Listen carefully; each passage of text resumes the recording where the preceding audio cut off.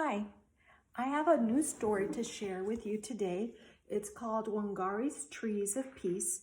It's a true story from Africa, and it's by Jeanette. And I have never read this story before, so I'm excited to hear it for the first time with you. Enjoy. Wangari lives under an umbrella of green trees in the shadow of Mount Kenya in Africa. She watches the birds in the forest where she and her mother go to gather firewood for cooking.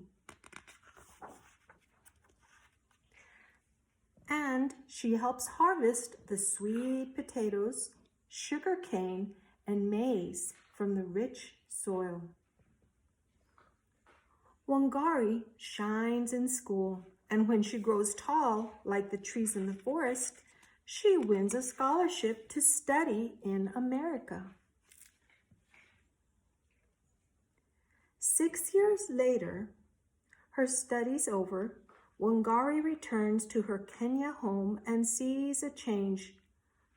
What has happened? She wonders. Where are the trees? Wangari sees women bent from hauling firewood miles and miles from home. She sees barren lands where no crops grow. And where are the birds? Thousands of trees have been cut down to make room for buildings, but no one has planted new trees to take their place. Will all of Kenya become a desert? She wonders as her tears fall. Wangari thinks about the barren land. I can begin to replace some of the lost trees here in my own backyard, one tree at a time. She starts by planting 9 seedlings.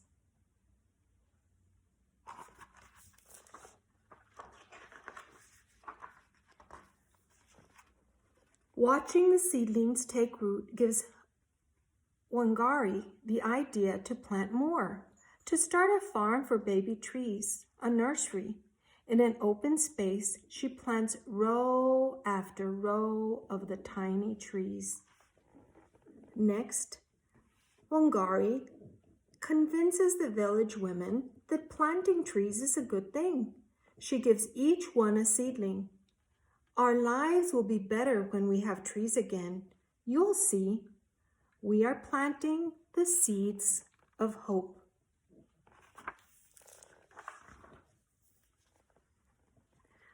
The women spread out over their village, planting tiny trees in long rows, like a green belt stretching over the land.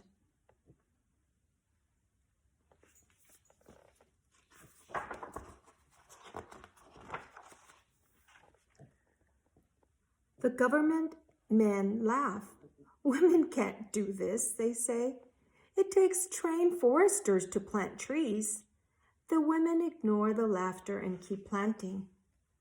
Wangari pays them a small amount for each seedling still living after 3 months, their first earnings ever.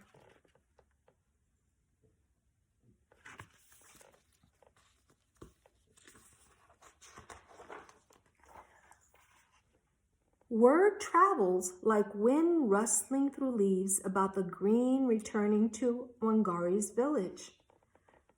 Some other women in other villages and towns and cities in Kenya are planting long rows of seedlings too.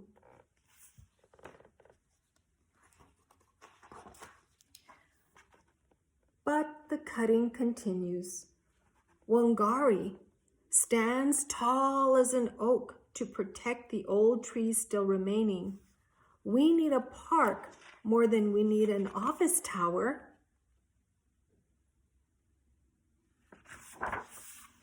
The government men disagree. Wangari blocks their way so that they hit her with clubs. They call her a troublemaker and put her in jail. And still she stands tall. Right is right. even if you're alone.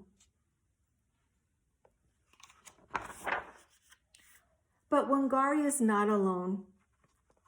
Talk of the tree spreads over all of Africa like ripples in Lake Victoria. More women hear the talk and plant even more seedlings in longer and longer rows. The seedlings take root and grow tall until there are over 30 million trees where there were none. The umbrella of green in Kenya returns. Women walk tall, their backs straight, for now they can gather firewood closer to home.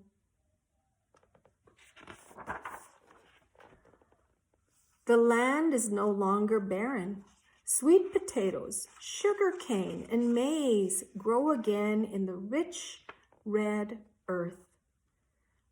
The whole world hears of Wangari's trees and of her army of women who planted them.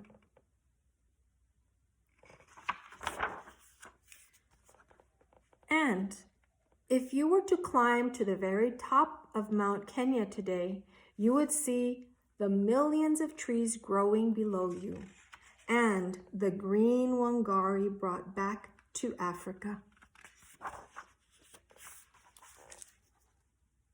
So, if you ever have a good idea and you think that one person can't make a difference, you can. You can have a domino effect of positive, good things happening.